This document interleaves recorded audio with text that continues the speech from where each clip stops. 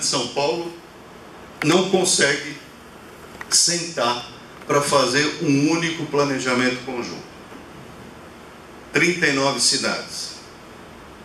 Nem a da Baixada Santista, nem a do Vale do Paraíba, nem a da região de Campinas, nem a da região de Sorocaba. Primeiro que nós não temos tradição de fazer planejamento a sério. Segundo que planejamento que envolve cidades diferentes, governadas por partidos políticos diferentes, que não conseguem fazer a separação de quando se está no partido e se está no governo. Quando está no governo tem que governar.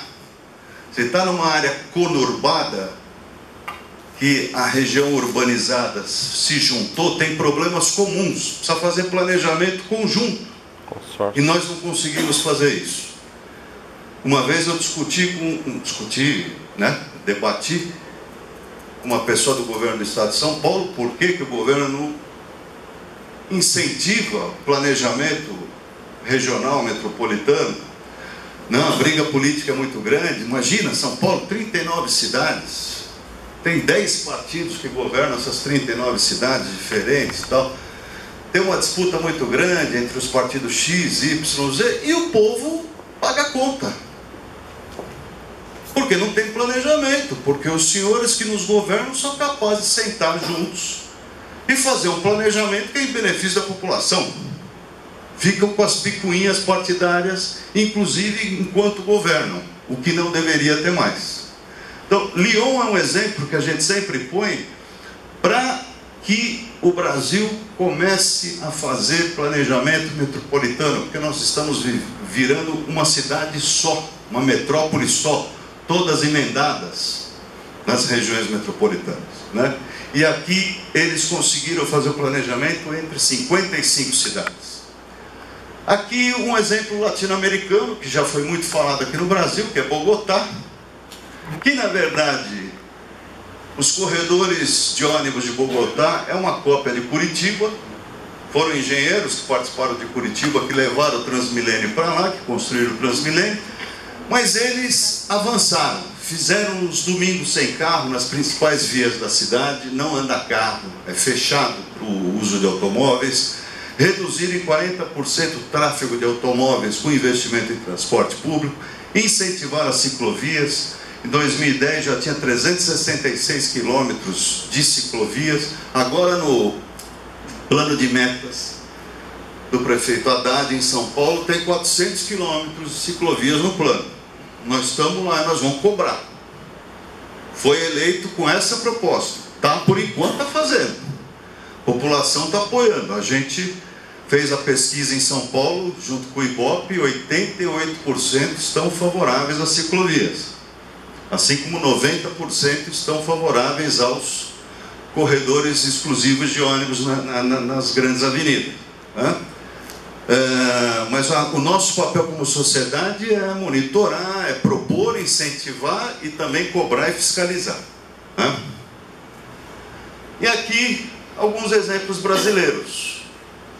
Curitiba, que já é muito conhecida, a experiência da cidade, com aquelas estações tubo, os corredores exclusivos.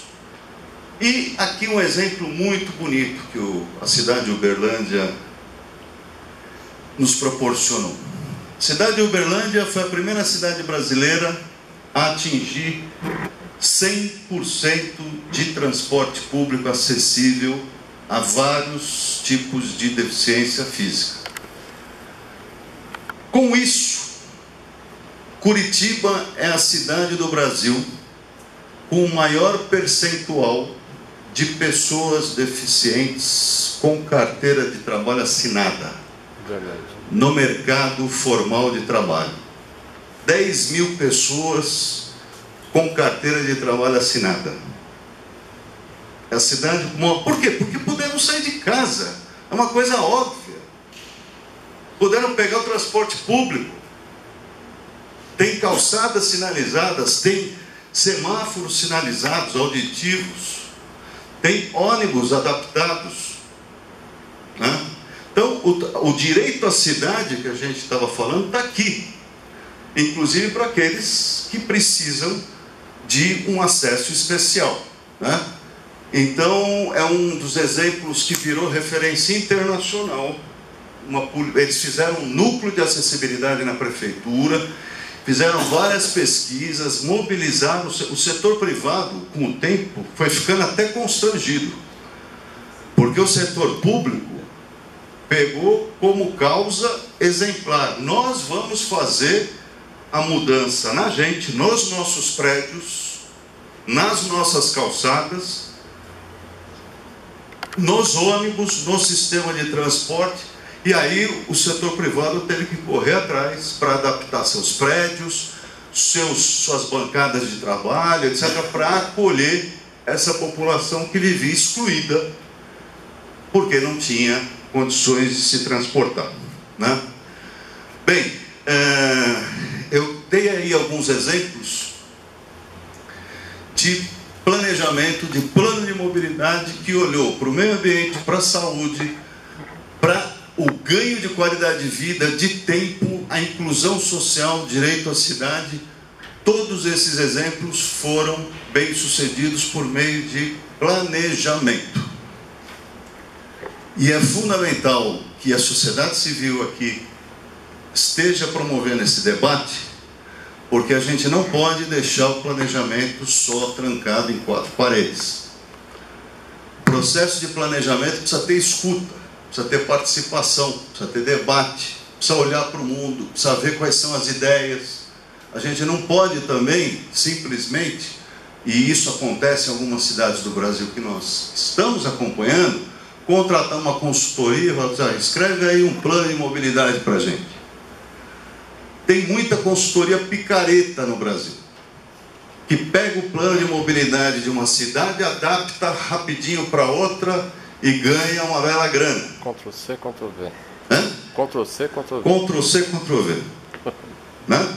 Então, é fundamental que a sociedade civil debata, que o poder público se abra para o diálogo com a sociedade civil, aceite as contribuições da sociedade civil, que um plano de mobilidade, que hoje é uma questão central na qualidade de vida das cidades, seja construído democraticamente, com participação e pensando em todos, pensando numa cidade com qualidade de vida, com dignidade para todos. E parabéns à Rede Nossa Mogi, à pesquisa e ao trabalho que vocês estão desenvolvendo aqui, juntando a sociedade civil, engenheiros, arquitetos, associação comercial, e obrigado pelo convite.